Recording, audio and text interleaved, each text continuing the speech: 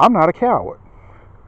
The fact that y'all do all this, like y'all really do, and it's not a gaslight. Black on black, it can be the whole black on black crime can be a gaslight, but it's really not a gaslight. It happens. I mean, just look at what happened this 4th of July weekend. 50 niggas shot in Chicago. 11 of them dead. That ain't a gaslight.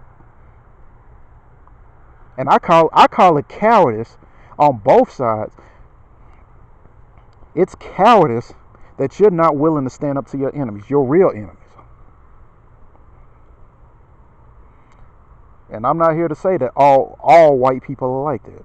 But the ones who are, and the fact that you're unwilling to stand, I stood up to them motherfuckers.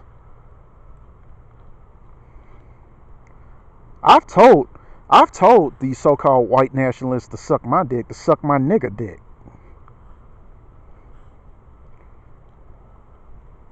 But here you are, Tommy, claiming to be a nigga from the hood, trying to get in good graces with white folks.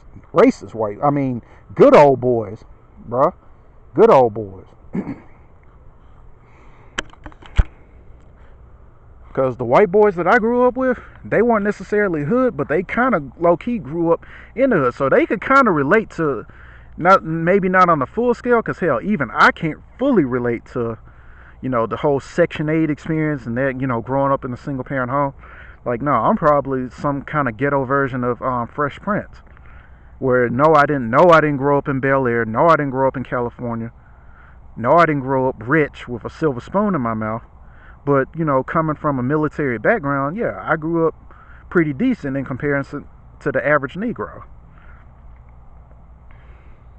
So there's some things even I can't fully relate to coming from the black experience. But, Lord, I mean, life sooner or later taught me what was up.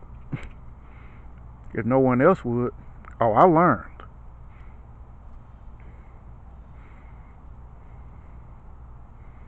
And anybody coming at me sideways, I always told them to suck my dick. How about you, Tommy? You ever tell Richard Spencer to suck your dick? Not that you would invite him to. I'm just saying, like, you told that nigga to kiss your ass, to kiss your black ass?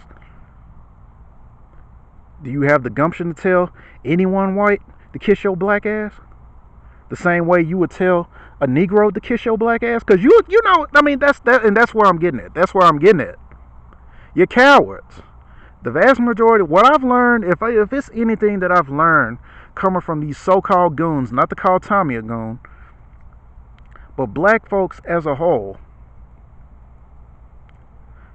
y'all will go through World War III with each other. Let it be somebody non-black. You putting on the tap dancing shoes, you up there shucking and jiving like Bojangles on stormy weather, talking about, I can do some shuffling too. Say, man, what you gonna do? Look out, boys, he's coming through. Yeah, man. Instead of telling those, the very same way you would tell a Negro to kiss your whole black ass.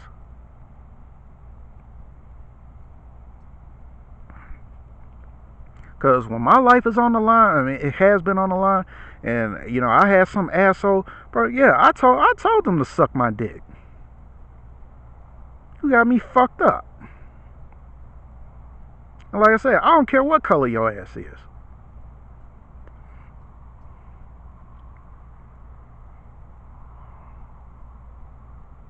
I mean, don't get me started with the stories I've had out here. I done stepped, because these white boys out here, like, they, this whole hype about racism in the South, that's nothing but a projection, bro.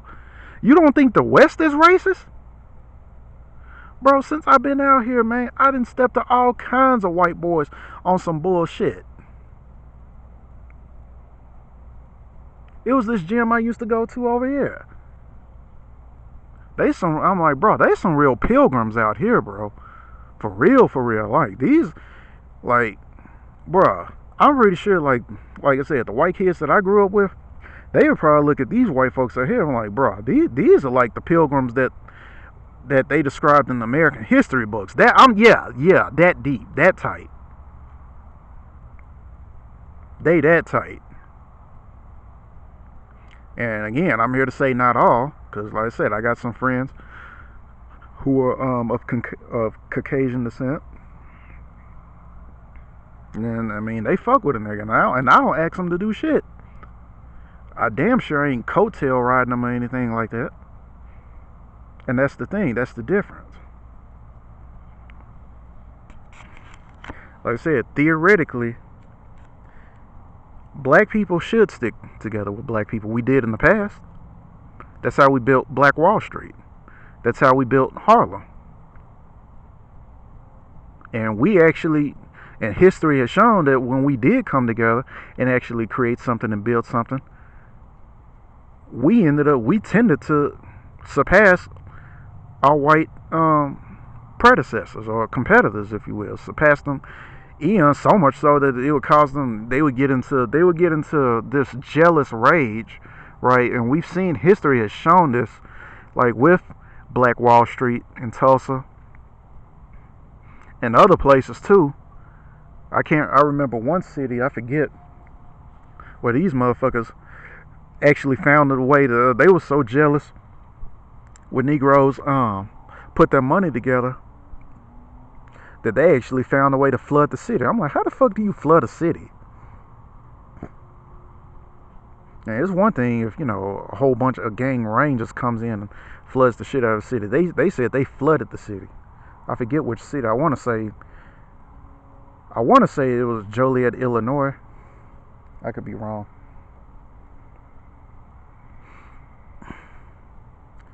But yeah, that's just that was kind of me making my rant about Tommy Sotomayor and what most Negroes do when they do get with some white boys, and they basically, it's very unfortunate because they basically fuck around and find out. And like I said, if you grow up around niggas all your life, your best bet is probably just to stick around niggas, because I've been dealing with white folks my entire life. The entirety of my life. I had them as neighbors. I lived in a predominantly white neighborhood. So I know white people. It goes without saying. At least American white people at that. So I know how to distinguish the sharks from the guppies. And same with you, Negro. I've been around niggas my whole life. I've been around Negroids my whole life. Even more so than white folks. So if it's two different races that I can genuinely say I understand to a T, like I know you niggas like I know the back of my hand, it's black folks and it's white folks. That's my specialty. That is my specialty. From Keisha to Karen. From Brad to Tyrone. I'm telling you, bro. I'm telling you. Even on an international scale, from Ivan and shit, I'm trying to think of a German name. Paul, Michael, German Michael, anyway, because yeah, they call themselves Michael too. Paulus. It's crazy because Helmut. Yeah, you really got to think of some genuine German names like Dieter, because I'll be thinking like biblical names that Germans have taken, like Peter, John, Johannes, to Ivan, as well as black folks from overseas. I got you niggas. And by niggas, I mean both the white niggas and the black niggas. I got you niggas down to a science. Because the way I see all y'all some niggas to me, I don't give a fuck. I remember there was this, last year there was this white dude. Yeah, and yeah, to counter that, to add more to my point, there was this white dude who was wheelchair bound. And this rude motherfucker, knowing these trifling motherfuckers, this nigga ran my foot off. And I was like, and I said it loud too. I was on the bus. I was like, damn, nigga. Like, don't get your ass fucked up. Or I didn't say all that, but I just said, and I said it loud too. I was like, damn, nigga.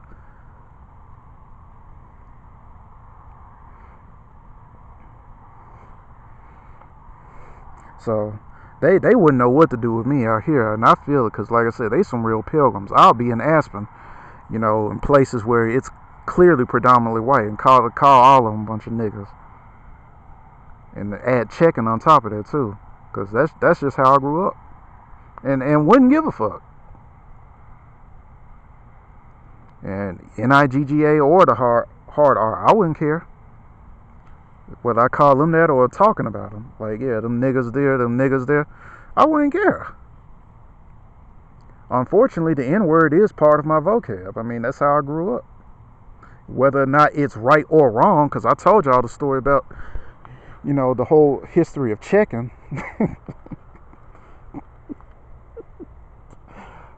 And where it came from. White boys during the civil rights going, man, nappy head ass nigga, big chin ass nigga, what's up, man?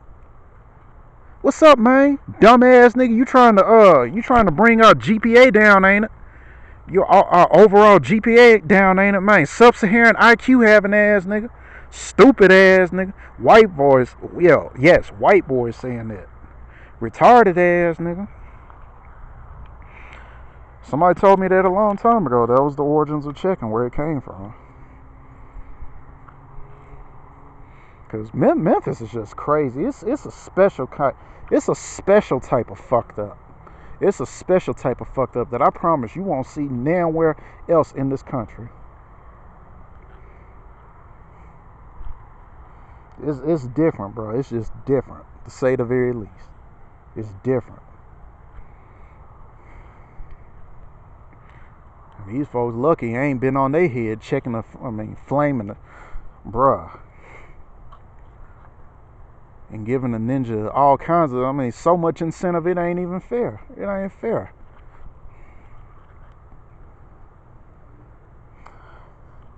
Alright, y'all, it's almost 1. I think I'm gonna wrap it up for some Karen, speaking of which, before some Karen calls DPD on my ass. Because, like I said, even now I live in a predominantly, as I can, it looks like it's been, it looks like more Latinos have been moving in, but, since I've been here, it's been a predominantly white neighborhood. And, they don't give me no problems, I don't give them no problem. That literally takes me back to memory lane, like I said, when my neighborhood was predominantly white. When it was. Then, as y'all know, if you know your history, if you know your Memphis history, how white flight took place, and then they moved all these Section 8 niggas, and that's pretty much what my hood, what used to be my neighborhood, and now my hood looks like now. That's what I'm saying. I don't know if I brought it up, but I was telling my partner how so many people sleep on East Memphis, because you hear about the hype between South Memphis and North Memphis, and because of that, East Memphis gets slept on a lot. Southeast Memphis. That's where Big Jook got murked. Tell him, bro.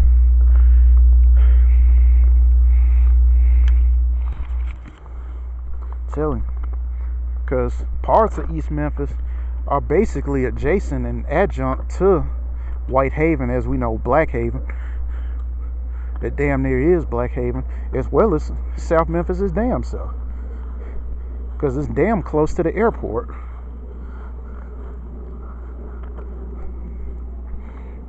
Parts of East Memphis. Like shit, Delta Medical Center, that's East Memphis. And that place is hood as fuck. That's one of them hood hospitals. That's one of them hospitals where Negroes check in, but they don't check out. They never check out.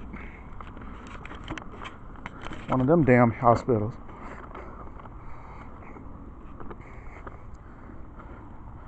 And it's crazy too, because the hospital's big as hell, but I ain't never seen nobody just be up in there. I don't know Cause yeah, it's a big ass hospital too. It's big as hell. But I ain't never been up there.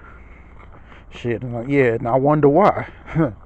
I wonder why they admit your ass up in there, bro. You probably never make it out. No, there's sooner. It's crazy too, cause I ain't never been up in Delta, but I have been through St. Francis plenty of time, or even the Med. They call the Med some. No, the Med is still out there. I just haven't been there in a long time. I was actually surprised that the Med, because there was this other hospital called Regional One or something like that, that damn near replaced the Med. I'm surprised that the Med is even still around. I thought the motherfucker got replaced. I was like, damn, the Med's still around? Shit.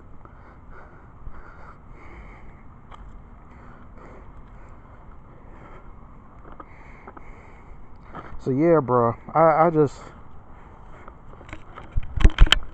thought that, it can be a real Greek tragedy when sometimes, especially, oh my God, in today's time, I wouldn't trust nobody, let alone some potential.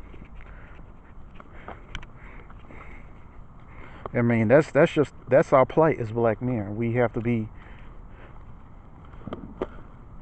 just have to be we have to be extra careful, even more so than my heyday, as far as just letting somebody in because of the color of their skin, because they revving racism back up.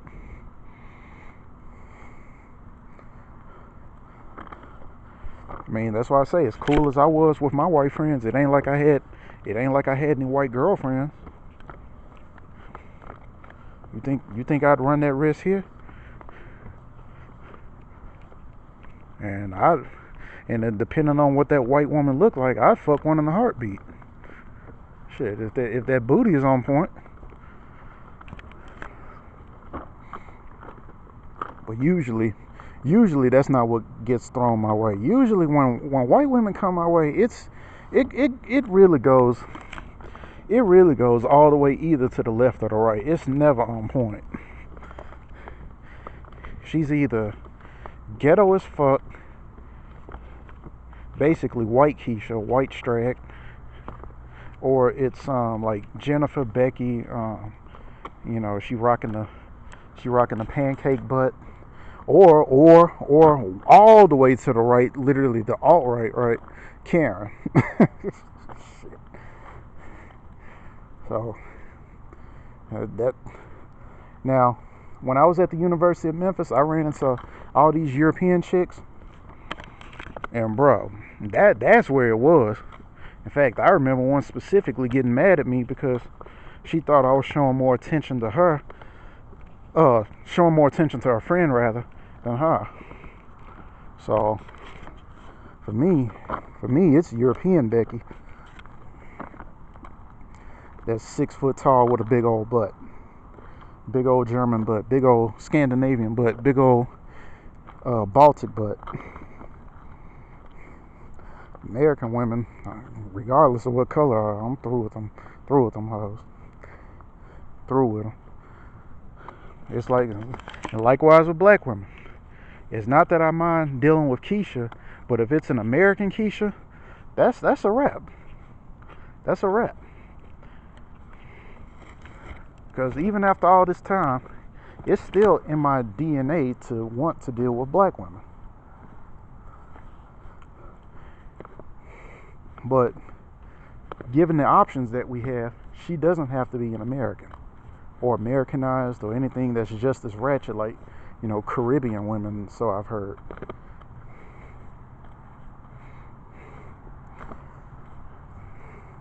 She could be Hispanic Keisha, Valley Girl Keisha. It ain't got to be Section 8 Keisha. Even though AC would get on my head about it, you said Keisha's Keisha. I don't care whether they from the slums of New Orleans, the slums of Memphis,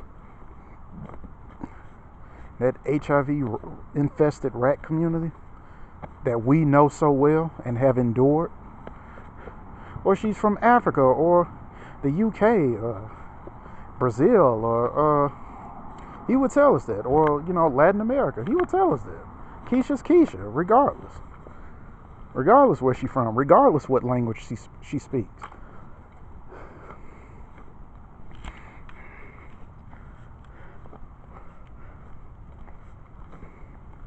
Be from France or a French-speaking country like Haiti.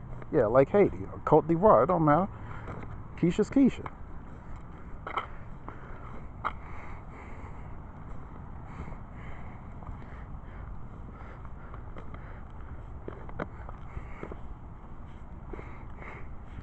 But yeah, I guess I'm done getting on Tommy Sotomayor's head about, like I said, basically seeking acceptance from some alt-right, flat-out white supremacists. I'm like, bro, you should know better than that. You got 10 years on me, Doc. You almost 50 years old. And you up here cooning for, like Tariq says, yo nemesis, by the way, who's a black guy, by the way. Like Tariq often says, you up here cooning for some butter biscuits. You might as well have been cooning for Biden. You might as well have been cooning like Billy Porter. I'm like, whoa, what kind of union is this? What part of the game is this? Weird as F. So I'm gonna leave it at that and go inside. But I definitely have more to talk about, given the current chain of events, whether,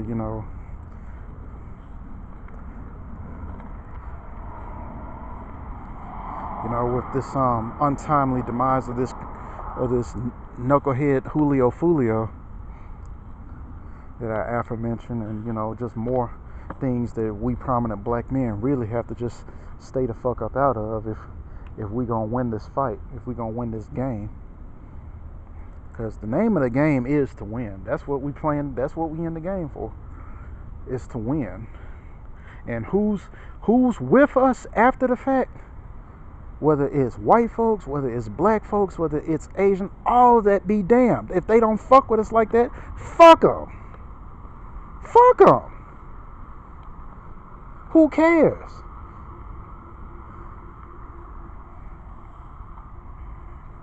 Because on the real, maybe that's just, I don't know, bro. Maybe that's just how I think. Because when my back was against the wall, I didn't have none of you motherfuckers. So I can cancel you motherfuckers just as easy as I can pick up you motherfuckers. When it's over, it's over. When my white friends left, when my black friends left, or, it's not so much that they left, it's just that current chains of events caused us to separate. Like when I went to 9th grade, after having graduated the 8th grade, some dudes, and I was cool as hell with them.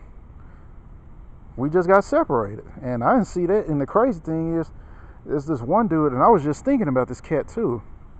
This white boy I was good friends with, he was a Mormon, and we, like I said, we were cool in the game. That's what I'm talking about. He would be the dude. I'd go to his house, he'd go to my house, and we do teenage shit, like watch MTV, play video games, normal teen shit, bowling, like going to the bowling alley, like things of that nature. Black and white friends, we did that shit. And I was just thinking, there was this other white boy that I was cool with. I don't really think they liked each other that much, and I low-key think one of the other guys was kind of jealous or some shit. I don't know. I'm like, what are you jealous for? You got all these nigger friends, and you jealous of me because I'm hanging out with the other white boy. What's that about? But when it was over, it was over. As far as separating from them, due to just, hey, the circumstances of life. Hey, the far and few females who came in my life, when it was over, it was over. It ended abruptly, bluntly. It was over. So where your ass is, where your black ass is, where your brown ass is, where your white ass is, where your red ass is, if I haven't said red already, where your yellow ass is, once I'm at where I need to be,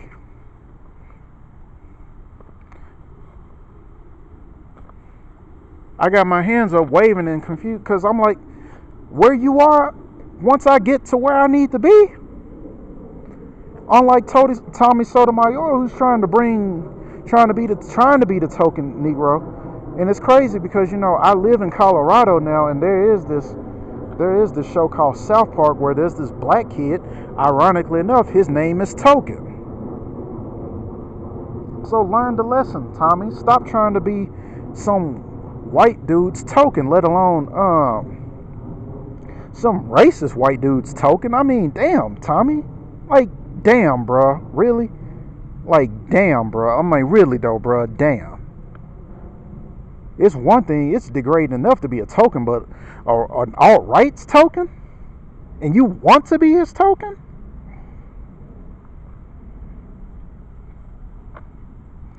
And I'm not saying as a black kid, if you just happen to have some white kids that you cool with, and you just happen to be the only black kid there, I'm like, hey, it is what it is. It's happened to the best of us. It's happened to me. I was the only black kid when I was in Scouts. Not that I stayed in Scouts for a really long time. I should have, and to this day, I goddamn regret that. I damn regret that. I regret that to the fullest. Because back then, I was kind of obsessed with video games. I was obsessed with them. So I couldn't care less about survival skills. That was basically a DTD on my part. But I'll never forget the memories that we had. I stayed long enough to camp with them, and it was a whole gang of us. I'll never forget that night. I'll never forget that day. And I had just as much fun than I would have if, like I said, if I hadn't gone with some predominantly black camp and fucked around and got my ass checked. Because people like to think that I just missed out on the black experience. Trust me, bro. Trust me. No, I didn't. Trust me on that. No, I did not. For all that I missed out on whatever potential tenderonis or Keisha experiences or Becky experiences, whatever it was that I missed out on that regard, trust me, when it comes to the nigga experience, no, I did not miss out on that, bro. Trust me on that. You talking to a survivor of an armed robbery. So don't ever get that fucked up. Don't ever get it fucked up fucking with me. I'm just going down memory lane. Conjuring memories and thoughts of, like I said, what I've experienced in the black world, as well as what I've experienced in the white world, and how it's so unfortunate how some people who are either, whether they're stuck, whether they chose to stay, whatever it is, they are in black world, then they go over to white world, and they end up having a fuck around and found out experience because they just don't know how to navigate white people. And I juxtapose that to white folks, certain white folks who had to grow up in the hood, who had to grow up around niggas, who had to get into scuffles around niggas, and how they end up tending to be the least racist people you find out here. The shit is crazy, because you would think they'd be the most racist. You would think the most racist white folks out here tend to be white folks who never really grew up around black folks. That's usually, and you can tell them off. Like, I can anyway. Lord knows I can. And because most likely they're alt-right dickheads like Richard Spencer. That's just how it works. So I would tell you to stay in your lane, Tommy, but first you got to know your lane. You got to know your lane before you stay in it, bro.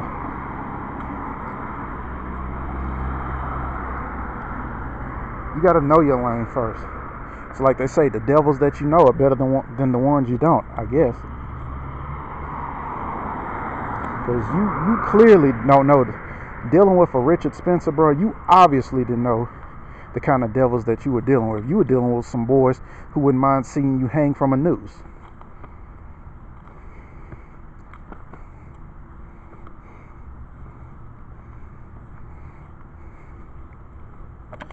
because I know what they think of you and what they think of us. You just some black boy who's a little uppity, who could use a few lashes or two, if not, like I said, the news. And he was telling you that. And if you can't figure out, just follow AC's voice and just stay away from Brad entirely. I mean, given this climate, you just might live a little longer. And stay away from, and having said that, stay away from Pookie's ass too. And you're thinking, well, I may not have no friends. Trust me, I know. I know, because I've experienced it. I'm like, I'm like, join the club, buddy. Join the club. Join the club of basically being on some solitude shit, because niggas are too ratchet, and in today's climate, with in a potential second Reich of Trump's America, these folks are probably going to be too racist for us to be dealing with. So we're going to have to go just our own way. And let Glocktavius and Brad just duke it out. Let them clash. Have a clash of completely different cultures or completely different mindsets. Let them duke it out. Stay out of it. Alright, y'all. I'm going to shut this motherfucker down. Alright, I'm out. Catch y'all on the next video.